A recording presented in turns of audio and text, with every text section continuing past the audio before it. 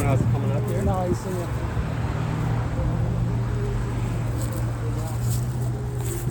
Oh, you alright?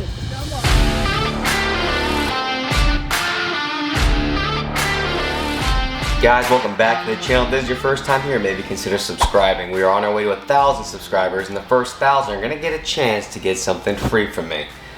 I'm not sure what it's gonna be yet. Probably an opportunity to win something, or maybe win a couple of things. Who knows? But first 1,000 are gonna get something free. So go ahead and jump on the bandwagon. All right, it's free. So go over here, hit that little subscribe button. If you like this video, hit the like button because it's gonna help this channel out. Because we are on our way. We're like rolling down the mountain here. We are a tank flying down the side of a steep hill. That's my engine. And we are not taking any prisoners, but we're gonna take you along if you go ahead and subscribe. So go ahead and subscribe. Today, guys, unfortunately, we have to talk about something, okay? So why don't you guys come in here and let's have a conversation with Uncle Matt, shall we? All right, guys, so that's more like it, but we need to talk about something today, okay? Unfortunately, yesterday, dropped my kid off at Before Care, had my son in the car, I'm taking him to daycare, right? And then I gotta go to work. I'm in this turning lane, right? And randomly, some guy didn't want to be in traffic anymore, so what do? He decided he was going to try and flip a U-turn in front of us at full speed without looking. Well, we all know how that's going to end, right? So luckily I saw him, I tried to swerve, caught the front of my truck, and needless to say, we just had a pretty bad fender bender. Not sure what's going to happen with the truck yet. You know, it's in the shop right now. They have to have like some adjuster come out and obviously take a look at the damage and see if it's repairable or not, but the passenger front side of the truck is completely jacked up. I mean, the brakes still look good, but it was leaking all sorts of fluid. Looked like some oil, definitely some axle grease was coming out of the boots there. It looked like things were kind of pushed back and maybe the toe was in a little bit. Not sure if there's frame damage or whatever, but all I know is that we're safe. So another reason why I'll always build lifted trucks, right? This one I got lucky, right, because it was already lifted. Just had to do a few adjustments to the lift kit. You guys might see later in the video. But, you know, out of everything, like, I think it's cool. I think it makes the trucks look badass. You know, it gives it that little custom flair, but also keeps it like almost stock. Like I try and like shoot for the clean builds, you know what I mean? And overall, it just makes it a little bit safer, right? So even though my son was in the car, I hit this other car, totaled it. You know, the guy who pulled out in front of us, luckily I swerved because otherwise the truck would have been halfway into his car, for sure. So I just like wrecked like the front of his car basically. And as soon as we got into the accident, I lost complete steering. So luckily there was no one coming in oncoming. But yeah, I had to just stay calm the whole time. So when I was in this little fender bender, my son said, "Daddy," right? He's only 3. So I just be like, "Hey buddy, it's all right, you know, monster truck, we just hit a bump, dude, we just hit a bump, it's all good." And it went onto the grass. So luckily we were okay there. The other guy's car is demolished. So anywho, he was obviously at fault, and it's just material stuff, it's a truck. So one scenario is they fix my truck and we get it back, and sweet, we keep making contact with that truck. If not, hopefully we get a check and we can go get ourselves another truck. And if I have to do it over again, there's this truck that I've been eyeing up. I think it's an 05 Cat Eye. And you guys know I'm a big sucker for the Cat Eye Chevys. I think they're the best trucks on the road. If you get one with low miles, a 5.3, you know it's gonna go forever. Just gotta watch out for rust. You're always gonna run into the rusty issues that come with these Cat Eye Chevys. And so, I have my eye on one. It definitely needs cross members, and the guy said he already has them. So, you know, if that's the situation that we run in, maybe that's the situation that we run in, you know? And then I'll take you guys along for that. I'll show you guys how we lift the trucks, how I make the trucks up to 2024, coming into 2025, how we put new head units and all that other crazy stuff, Apple CarPlay. I'm thinking about adding like an iPad dash, and maybe like pull down monitors for each kids with individual abilities in each of them, or tablets or whatever, you know. Like I like coming up with some cool stuff to make it interesting, make it fun, but also make it safe and more reliable than it was even before I got it, and how it should be in 2025, 2024. So that's what we're gonna do, okay? So don't be sad. I'm not sad. Also, right now, as you guys can see, we're not in the same location. Over the last few months, I haven't really made a video from us being here inside the home here, but we've been renting this place out. We're renting it all the way to February, and I did go under contract with a house recently. It is an old farmhouse style house, I guess I can say that, even though it is technically a twin, but it's from like early 1900s, and it's got a lot of potential. And you guys are gonna see me go ahead and just overhaul that entire property. I mean, we're gonna be knocking that thing down to studs. We're gonna be pulling down walls. We're gonna be doing floors, and we're gonna do that all in the month of January. So I'm very excited for that. And you guys can just see us doing some like crazy work, man. You know, I think that's interesting for everybody out there. So I'm excited to share that with you too, guys. And I usually like to keep, I usually like to keep some things private, but I also like to share a lot of stuff with you guys out there. So you guys like do-it-yourself projects, and maybe you guys are a little bit, mechanically inclined. Maybe you have a little bit of construction knowledge, something along those lines. So it'd be cool for you guys to actually subscribe, because you can actually give me more information as well. Like if I'm doing house projects and you have a better way of doing something, or I'm doing something that's like completely backwards from how you would do it, and you can make my life easier, and I can throw you a shout out, that's what I want to do. But now, all that set aside, that was a lot of information, okay? I used to always hate it when teachers would tell me that. Sorry guys, I know it's a lot of information, but you guys can handle it, all this stuff. Like, yeah, even jobs tell you that. Jobs, it's a little different, because like if you already have a knack for whatever position you're in, you'll catch on quick, all right? But when you're learning something completely brand new, it's always like, there's a lot going on right now. So anyhow, let's talk about all of the modifications that we did to this truck. Haven't bought it in what, June? No, I bought it in August. I think I bought it in August. I don't know. I bought it only a few months ago. Let's just say that, okay? But in that time, we had to do a lot of work to this truck, because the truck had all the lights, all the bells and whistles were going off, check engine light, stability track issue, traction control issues, a lot of electrical issues. But you guys know that's something that we tackle.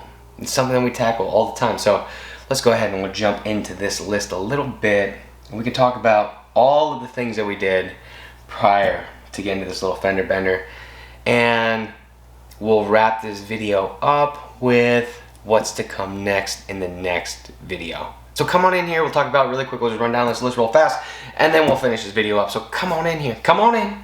Okay, so I wouldn't be prepared if I didn't have my list, so we're just gonna kind of like run down this list, because these are some of the issues that anyone from like an 07 to a 2013 Silverado, which you might run into. Things that I found were relatively common, which made it easier for me to fix, but also things that weren't that common that maybe this can help you out. First thing I noticed, all right, check engine light was on. Why? It said I had an oil pressure issue. So I went ahead and I started, trying to diagnose a little bit. And you always think, worst case scenario, I'm gonna have to jump into this oil pump. Best case scenario, it's something real simple. So we went in, changed the oil pressure sensor. Didn't really help out.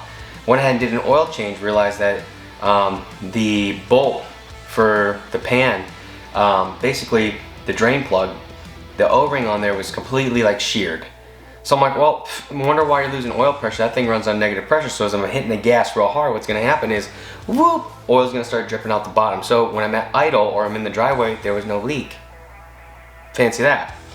So what I had is I did the oil change after I did the oil pressure sensor, and we went with a little bit heavier weight. I don't know, 40 weight, 50 weight. What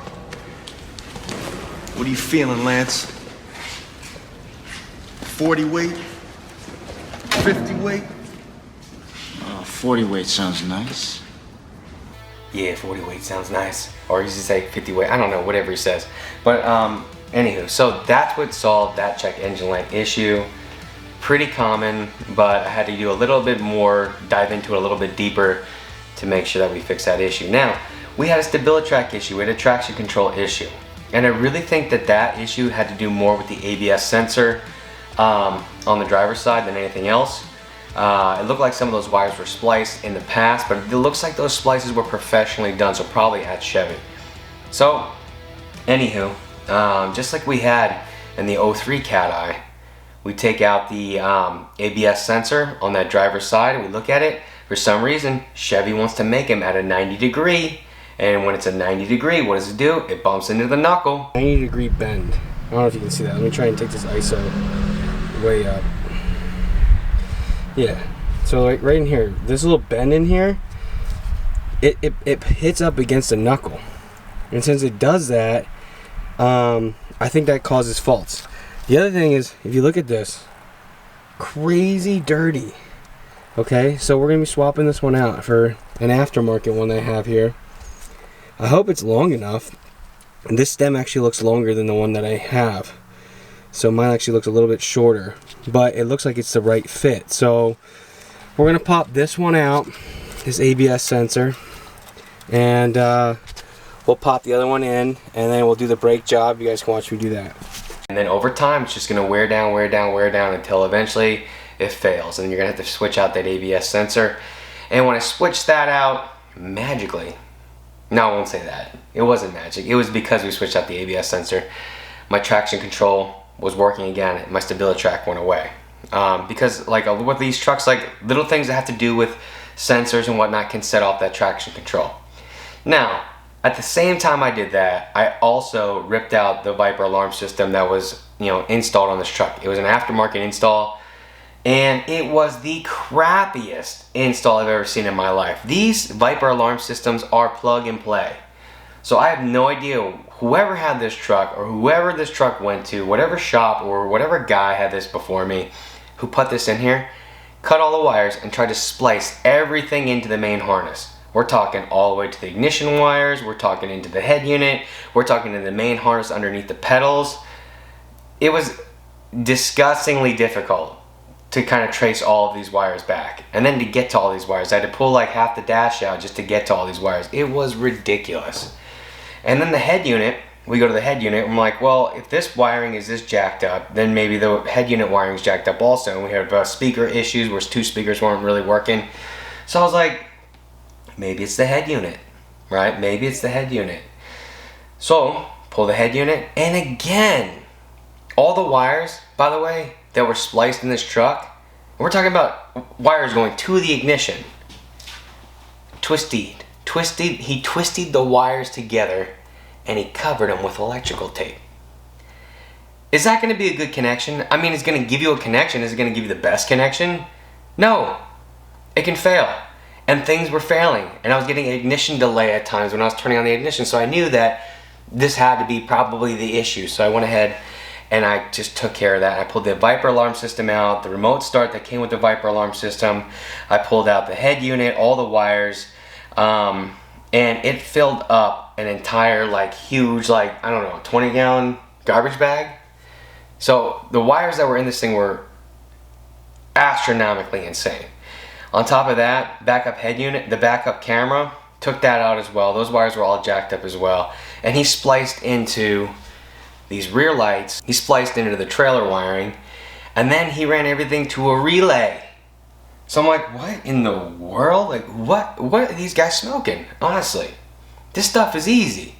But this is what you get when 20-year-old kids get expensive trucks for that time period and they want to customize it and they don't have money and they don't have the abilities and they've never worked on anything in their lives. So now they go ahead and they do something crazy like this and they start just cutting into stuff and saying, oh, that works, right? That's perfect. It's working. Yeah, there's a difference between it working correctly, and there's a difference between doing a job right and just doing a job, right? So if you want to get something done, do it the right way, right? You want it to last a long time, do it the right way. That's not hard. It's not rocket science. Don't be lazy. That's all I'm saying. Don't be lazy. And that was lazy. So I had to make it not lazy and do it the right way. So we needed a head unit. I got an Alpine head unit, wired it up, soldered everything correctly, and as far as all the wiring behind the dash, all the main harness wiring that was tapped into and all that, cutting wires, stripping wires, soldering wires, heat shrinking wires, throughout the whole inside of the truck. It was ridiculous. Ran a new backup camera, and we ran it to a new tailgate handle, right? Because I like that in the last truck. It just makes it look clean, it makes it look stock, and I just really like having the camera in the handle. So that's what we had, and it was looking so good. It's looking so good. So you know what? After I put this Alpine system in, the speaker in the driver's passenger side wasn't working still. So I was like, you know what? Let's diagnose this a little bit. Opened up the truck panels, right? Took the door panels off. Realized that some of the speakers were aftermarket, some were not. So what did I do? Removed all the speakers, the tweeters, and put in all Alpine speakers, all Alpine tweeters, soldered everything up correctly. Same with this guy. This is how we did the head unit as well. Just solder it up, man. It's not that hard. Learn how to do it. And the thing was sounding perfect. Was gonna get some subwoofers. At this point, I'm kind of happy I didn't, because we don't know if this truck is gonna be totaled or not. All right, but we had to jump in that whole thing and talk about that because it was insane. That was like the main issue with the problems that we were having, and I really think that also had an issue with the StabiliTrak. So then we were driving the truck here. I was driving like every day for like the last month, barely driving my car at all.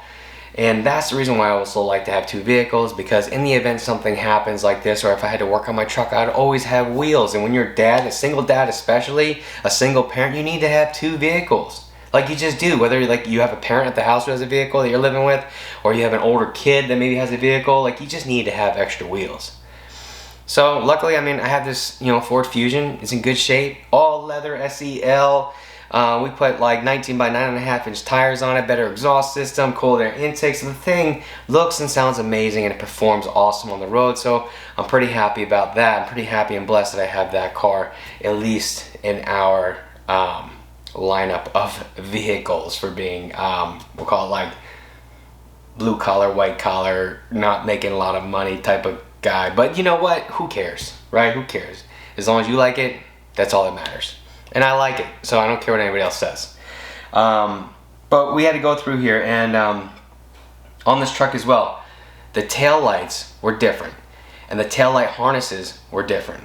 And I was having faulty tail light issues on the driver's side. So what did Uncle Matt do? I went ahead and I took out those tail light harnesses and I replaced them with harnesses that were the exact same on both sides. So now the harnesses worked correctly, the harnesses were wired up, all new bulbs in the harnesses, perfect. So now the tail lights were actually working. Last but not least, what we got to talk about is we went ahead and we switched out the front pads and the front rotors. And why did we do that, guys? Because we went ahead to do that ABS issue, and I realized that we were having some braking shaking, right? And we were getting some brake noises. Well, what did they do? The rotors were all jacked up, they put new pads on, but didn't change out the rotors. Guys, you guys know if it feels like a bumpy highway, if it feels like a bumpy Appalachian mountain trail on a 3D globe, right? If it feels all bumpy like your skin when you were 13 eating pizza every day, that's when you know that your rotors are bad, okay? And these rotors were bad. And I should have looked at it before, I know, but I didn't. So when I got in there to change out the ABS sensor, I was like, yeah, we're gonna have to switch this out.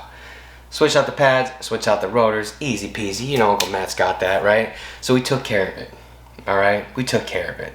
So then we get this truck, it's looking beautiful, it's sounding phenomenal, it's keeping us safe, and then we get into a little accidente, if you want to call it that. So we don't know what's in store for that, okay? No matter what, it's gonna be okay. That's what I'm saying. It's either gonna get fixed, or we're gonna get a check and we're gonna build something friggin' epic, okay? Something for the channel. We got some do-it-yourself projects coming to the channel. We got a new home. We're leveling up in the world, guys. We're leveling up, and you guys are coming with me. All 860 something of you guys. I'm freaking stoked about it, right? When I started this like a year ago, I had like 34 subscribers, and now look at it, we're like 860 something. We're gonna be at 1,000 in a month.